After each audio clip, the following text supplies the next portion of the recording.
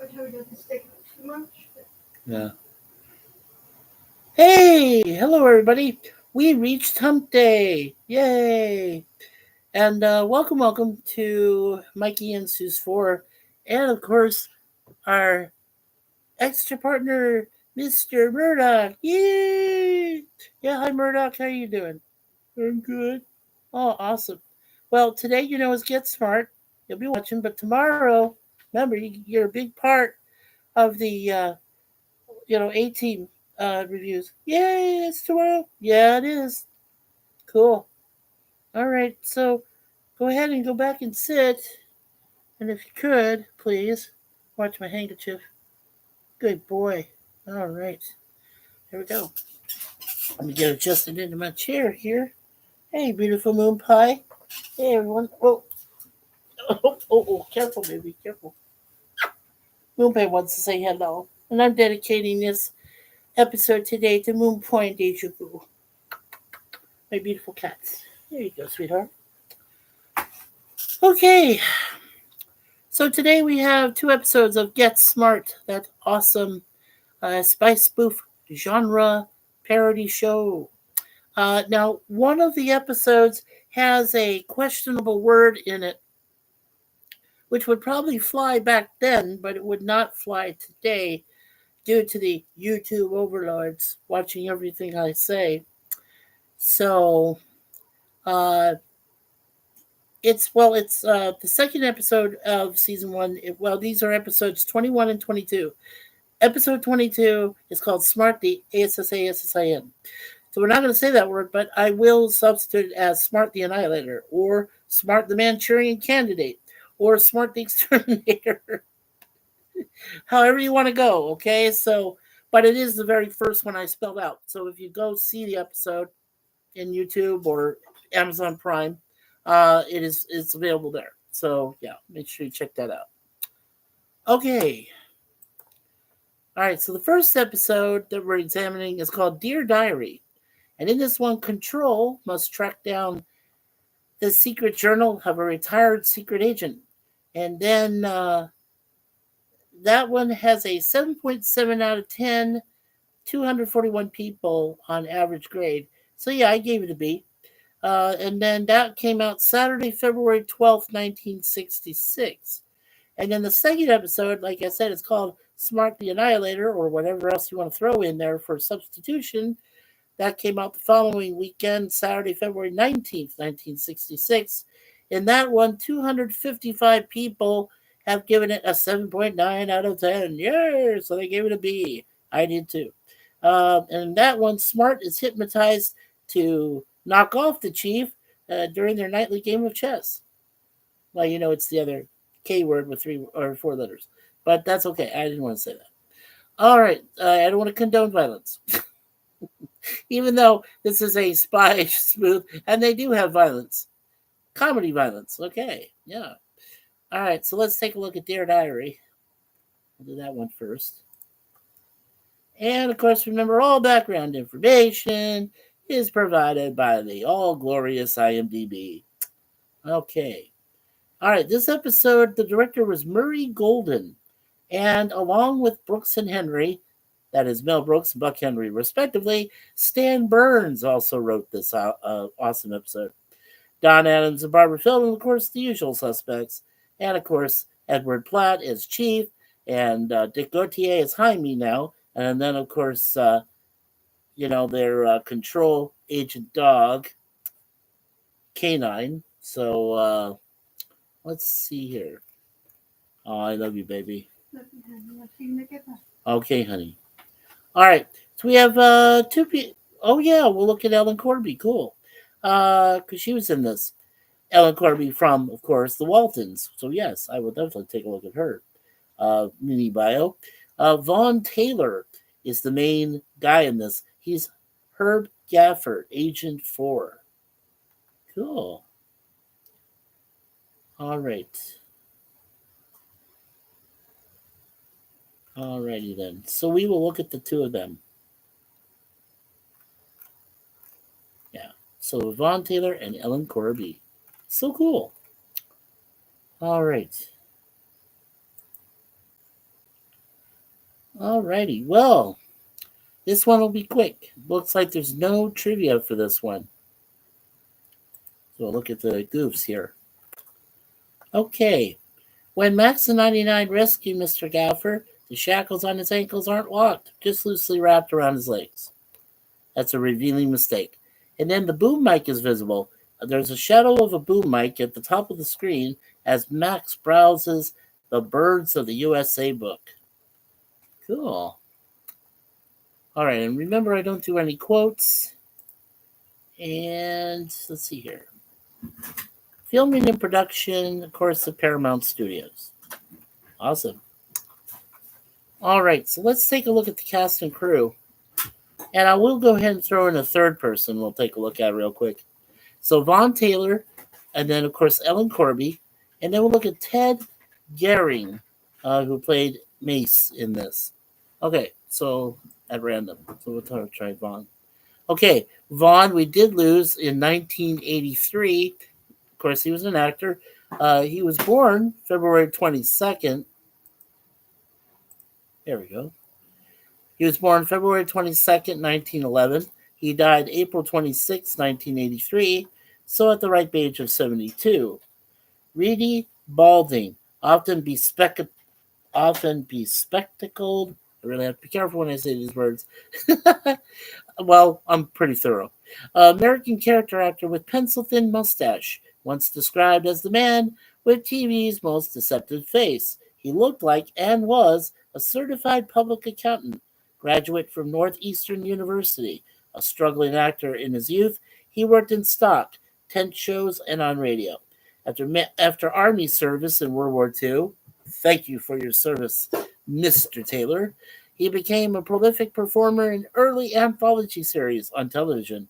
For example, The Kraft Theater in 1947 and Robert Montgomery Presents in 1950, though he continued to other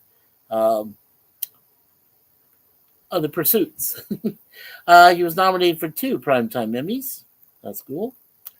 Alrighty. And one of the first things they showed me was he was in Psycho with that wonderful Tony and Perkins, Anthony Perkins, right.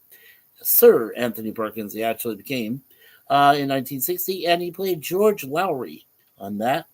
Before that, in 1958, he was on Cat on a Hot Tin Roof, which is a great movie.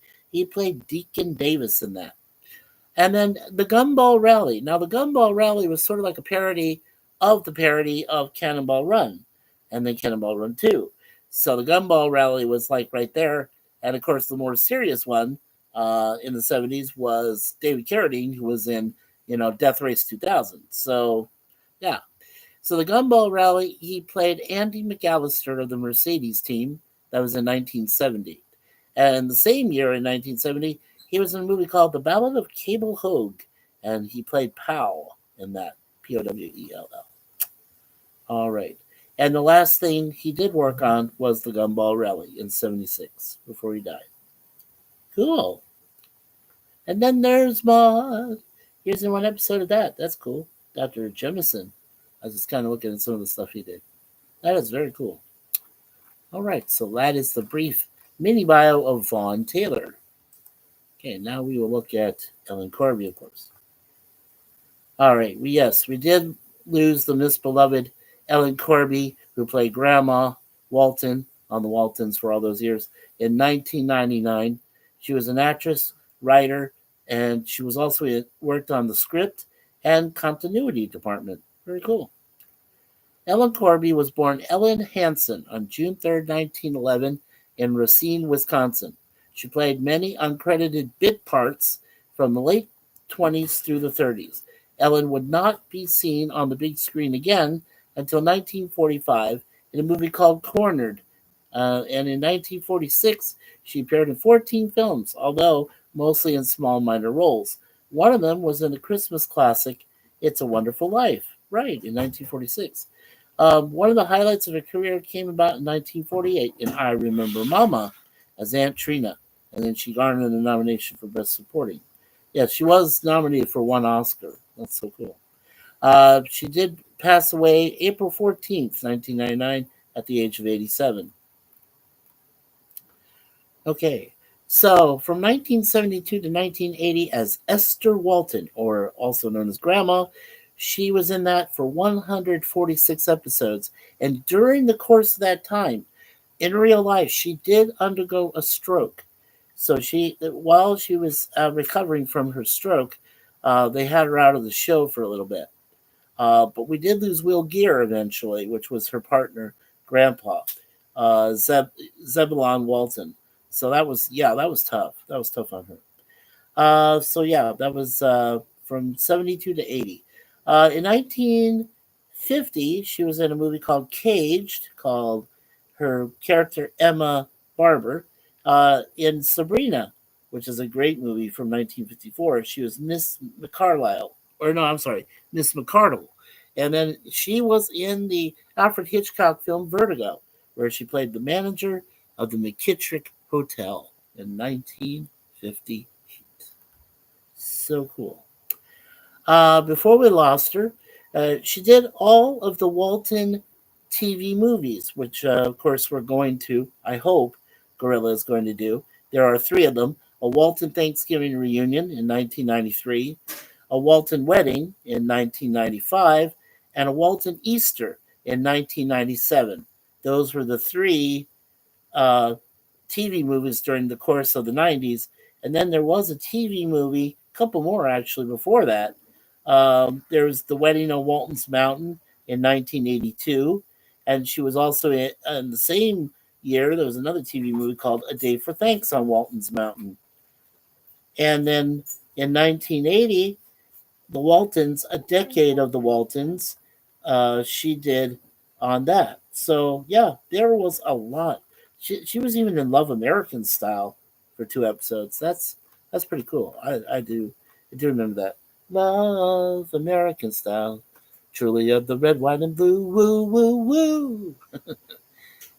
Yep, I do remember that.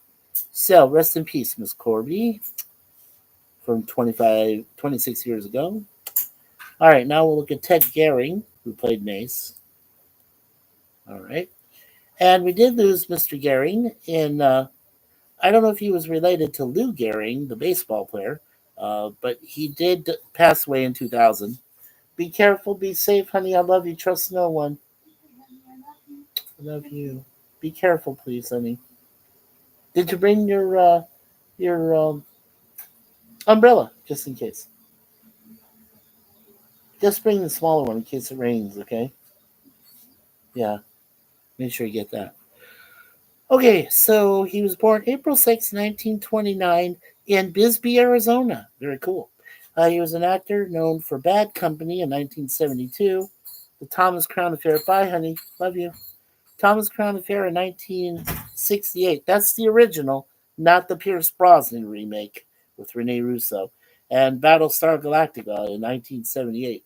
He was married to Barbara Coates. Cool. He was only married to one person. That's very cool.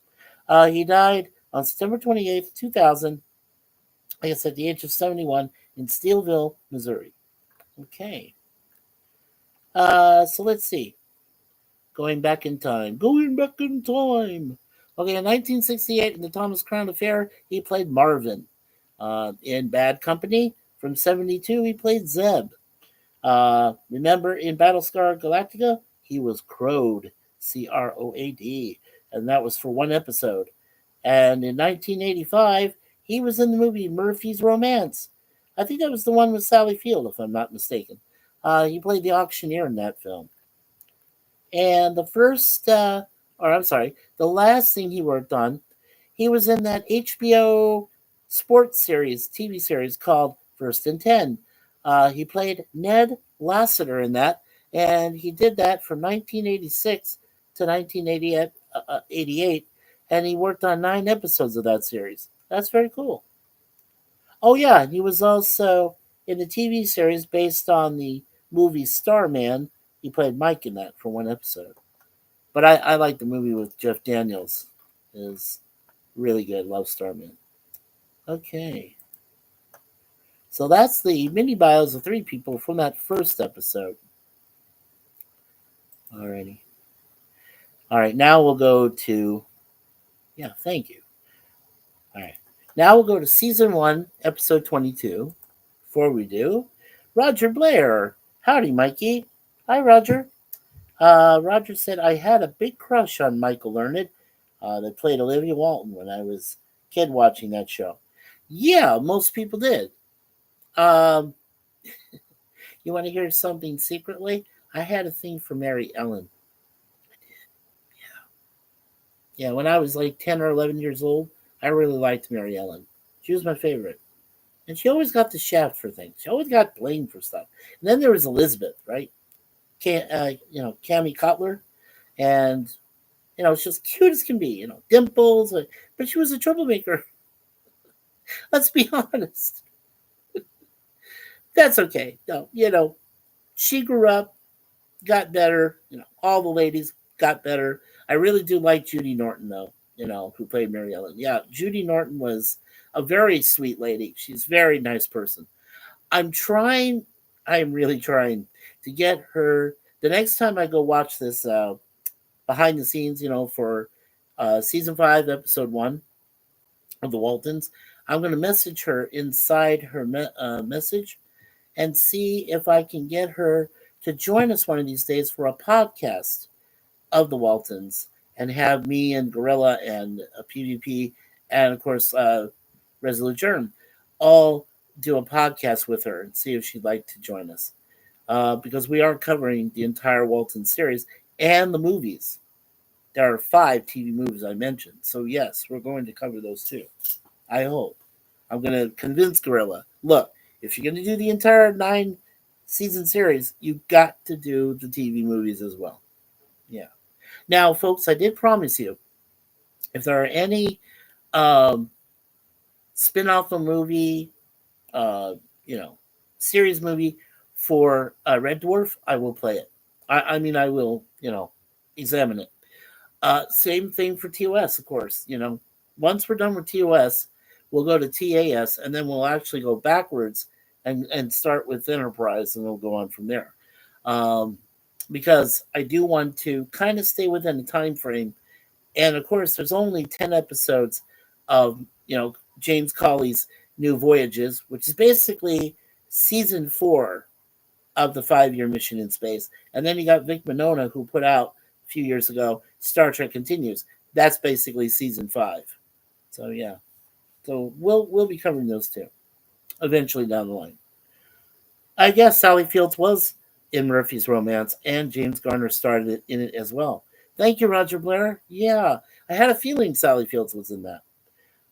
Hello, Joe. What do you know? Sup, folks? Joe Haribo. Hello, Joe. Hey, Joe, Roger says. And Joe says hi to Roger.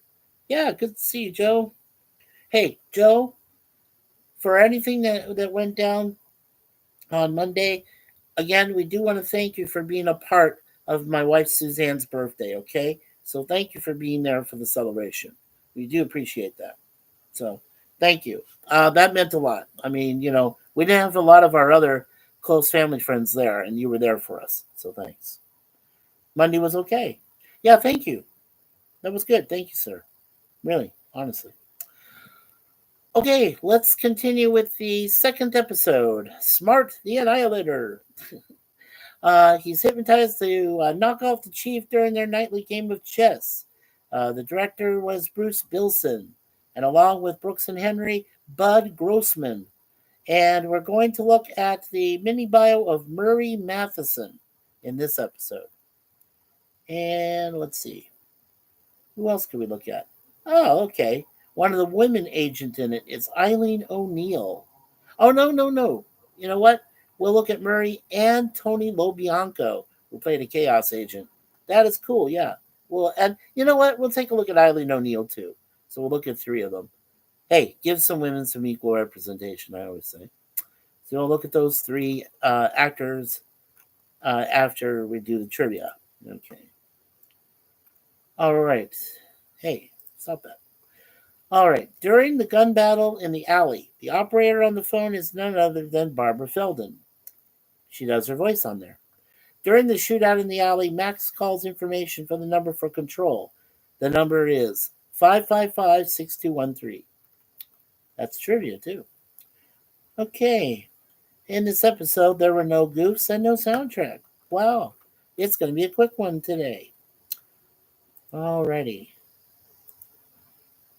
And of course, filming and production all done at Paramount Studios. They're in Hollywood, California, 5555 Melrose Avenue. Alrighty. Well, cool. All right, so let's go ahead, take a look at the first of the three mini bios. First, we'll look at Murray Matheson, then Tony, and then Eileen. All right. All right, Mr. Murray Matheson, unfortunately, we did lose him in 1985. He was born July 1st, 1912, and then died April 25th, 1985, at the age of 72. He was urbane, gray-eyed, silver-haired, Australian-born character actor, notable for his smooth manner and clipped upper-class English diction. A grazier's son. I wonder what a grazier is. Grazier. I wonder what that is. Anyway, a grazier's son. Matheson first worked as a clerk in a bank in Geelong, Victoria. However, his overriding ambition to become an actor caused him to abscond to Melbourne, where he eventually joined the Little Theatre and spent 2 years being trained by the celebrated actress Ada Reeve. He made his theatrical debut at His Majesty's Theatre in Melbourne in 1934 and spent another year practicing and acting. Okay. Let's see. I'm going to mention the thing that he did last, which is very, very great episode to me. Okay. So in 1960, in a TV series called One Step Beyond, he played Bentley in one episode. Then in Banachek, which was one of those early TV series which featured, of course, the great George Peppard, who later on to do A-Team as Colonel Hannibal Smith. From 1972 to 1974, this gentleman was in 16 episodes as Felix Mulholland. And then he did Battlestar Galactica TV series. He was in 2 episodes of that from 78 to 79. He was Statesman Geller and the Spectre. And then in 1983, in a segment of Twilight Zone, the movie called Kick the Can, he played that famous role of Mr. A.G. Oh yeah, that's one of my favorites. Directed by Steven Spielberg, by the way, and it featured the great Scott and the late Scatman Crothers. So yeah. Okay, Newhart, he did the TV series with Bob Newhart in one episode in 1983, Carl. He played Carl in that. So that was Murray Matheson. Wow. Yeah, he did a lot for a career. But I'll never forget him as Mr. A.G. in Twilight Zone, the movie. Okay, Tony LoBianco, who played a Chaos Agent. Signaling in here. Okay, unfortunately, we did lose Tony in 2024 last year. He was an actor, director, and producer. He was born October 19th, 1936. He died June 11th of last year at the age of 87.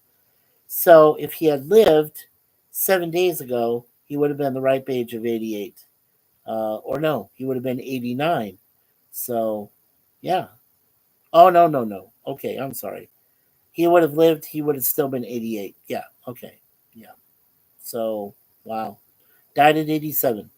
Tony LoBianco has appeared in numerous films, television programs, and stage performances, both on screen and off as a writer, director, and producer. On stage, he won an Obie Award for Best Actor in Jonathan Reynolds' Yanks 3, Detroit 0, Top of the Seventh. Following his memorable performance as Eddie Carbone in Arthur Miller's A View from the Bridge on Broadway, he was nominated for the Tony Award for Best Actor, and he won the Outer Critics Circle Award. He also won a New York Area Television Academy Award. Very cool. In the year 2000, he was in a movie called Down and Dirty. Okay. And that was his latest one. Okay. So in 1971, he was Sal Boca in the movie with Gene Hackman, The French Connection. In 1970, the year before that, he was in a movie called The Honeymoon Killers with Ray where he played Ray Fernandez. Right, in 1995, he was in the movie Nixon, which he played Johnny Roselli as a gangster. And then in 2011, he was in a movie called Kill the Irishman called Jack Licavoli. Yeah, Jack Licavoli in 2011. Okay, the last thing he worked in 2022, 3 years ago, he played Dominic Pops Russo in a movie called Somewhere in Queens. Cool. Alrighty. So that was Tony LoBianco. Rest in peace, Tony. All right. And last but not least, we're looking at Eileen O'Neill. And Eileen O'Neill, according to IMDb, is still around. Cool. And she's an actress. She was born July 3rd, 1939. So when she reaches that this year, that means she'll turn the ripe old age of 86. Right now she's 85. Oh, that's ironic. You know, you have Barbara Feldon as, or no, excuse me, Maxwell Smart is aging 86, and she's going to turn 86 this year. She should celebrate with a big cake saying Maxwell Smart on it or something. Yeah. She's an Irish American brunette. Eileen O'Neill was born in Philadelphia, Pennsylvania, the daughter of bus driver Harry O'Neill and his wife Mary, a former fashion model. Following in her mother's footsteps, Eileen participated in beauty pageants and attended the Philadelphia Modeling and Charm School. Cool. And a couple of movies and a series, of course, she's known for. Uh, Back in the day, in 1963 to 65, she was in 33 episodes. She played Sergeant Gloria Ames in Brooks Law. Oh, cool.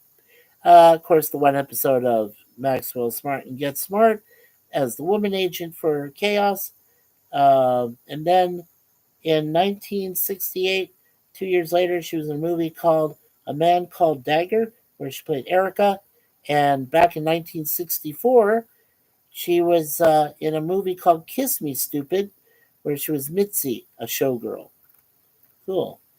And currently, the last thing she worked on, or actually the last thing she worked on before she retired, is a movie called Loving in 1970, where she played the role of Cindy. Cool. Huh. She was even in I Dream of Jeannie.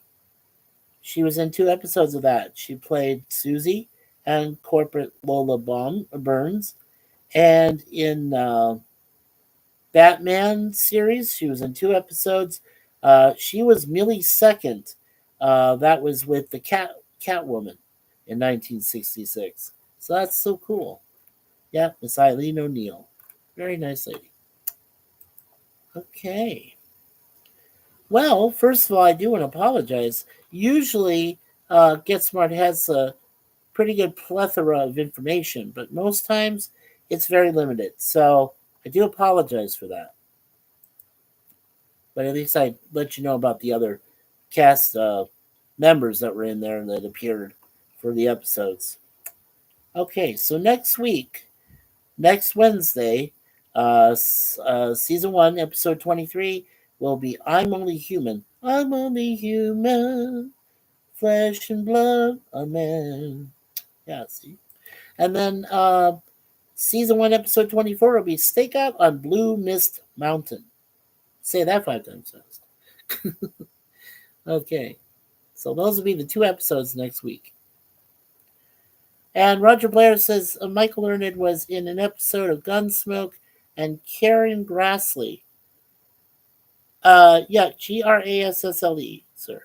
Not yeah, no, that's okay. You were great until you got to the Y. Take the Y out, just put an E in there. Karen Grassley, that was how she spelled her name. Yeah. That played Caroline right on Little House on the Prairie. Right, was on an episode as well.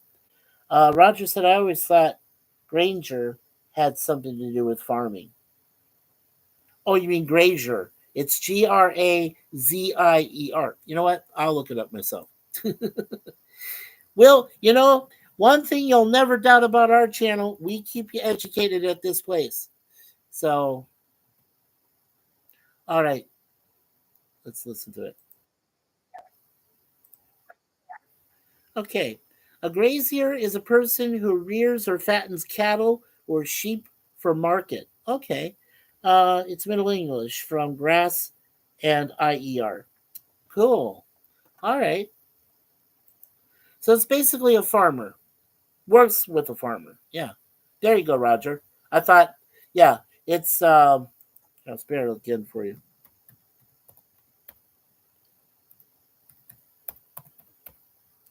Farmer or assistant. Whoops. Assistant farmer. There you go. Never say that we don't educate our family members here on MikeySuzeFour. Yeah. Big encyclopedia up here. Okay, so grazier. I'll never forget that word now. Okay, so that takes care of us today for Get Smart Wednesdays. Of course, tomorrow, the greatest series ever created on television, The A-Team, and I am working on episodes there for season 4. And soon we'll get to that great, awesome The Trial for 3 episodes.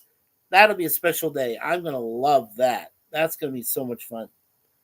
And then, of course, we get to season 5, and oops, Robert Vaughn shows up as Stockwell. Now, I'm not going to say that he was part of the problem. I don't think he was. I think the guy who came in as Eddie, he was the problem. Yeah, I think he brought it down. And of course, the other reason could be that the guys, the 4 guys, Pepard and Mr. T and Dirk Benedict and Dwight Schultz were all asking for more money. That could be very possible too.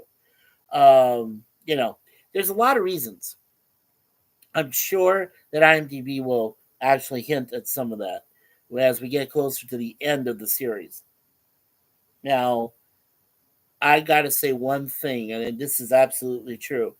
I would love to do a review of the A-Team reboot movie that came out with Liam Neeson, Bradley Cooper, Sharlto Copley, and of course Quentin Rampage Jackson. And then there was those, cameo appearances from Dirk Benedict and Dwight Schultz. The only problem is that Liam Neeson is going to do a reboot, a remake, or probably it's a sequel, I don't know. But he's going to be doing with Seth MacFarlane. I have no idea why he associated with that man. But they're doing a reboot of Naked Gun. No way. No. Pamela Sue Anderson in it too? No. No. I'm sorry. I got an issue with that. So I'm sorry, Liam, but because of you and what you've done, and I like a lot of movies you do. Don't get me wrong. I think you did 18 pretty well. I really do. So for the sake of argument, I'm just going to say, look, I'm not going to review 18 movie. No. When I'm done with the series, I'll be done with the series. Because you don't do stupid things like join Seth MacFarlane, especially a guy who practically thinks he's better than The Simpsons with his, BS from, American Dad and from Family Guy. Come on. Really? And the Orville? Oh, God. What a shit show that was. Sorry, Mercer. I had to say that, though. Anyway, so that does it for today. But like I said, tomorrow we have 2 more episodes of the original A-Team. That should be awesome. I know Murdock's excited. Yep. Well, cool. Very cool. All right. So I want to thank Roger Blair. I want to thank Joe Haribo. I want to thank both of you gentlemen for being here today. 3 likes. Thank you so much. And I want to thank everybody else in our group. Over 268 people who are a part of our family community, not just subscribers to us here at MikeySuzeFour. And of course, as I always say, always expect the unexpected. And that wonderful Gene Siskel, who worked for the Chicago Tribune and was part of that awesome duo of Siskel and Ebert at the movies, who always said, and now the aisle is closed. Then there's Larry, my best friend from Beers of Adventures, who says, always be yourself. And also my beautiful wife, Suzanne, last but not least, who always says, leave everything in God's hands, and that's what you do. So, and we got 2 people watching. Welcome, welcome. Okay.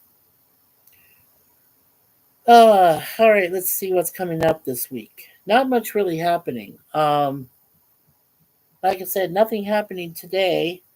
Um, but sometime this weekend, I might do another one of my JASs, just a regular one, to talk about things going on in the world. That might come up on late Saturday night, sometime. So we'll see. Or Sunday morning. I haven't planned it yet, but I'll figure out when I want to do it. Okay. Uh, Thursday, Gorilla's Random Thoughts. He brought his name back, thankfully. He is doing Terminator, the Sarah Connor Chronicles, the 2-season series that was on Fox. Was one of my all-time favorite series, and they got stupid and got rid of it. So, yeah. Thursday night, Gorilla will be doing 2 more episode watch party of that series.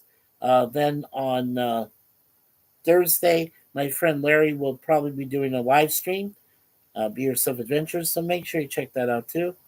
And on Friday begins the 5 episodes of season 5 of the Waltons that are probably, at least 3 of them are the most controversial episodes during that 5th season. So we're really going to have to watch out for our friend Gorilla.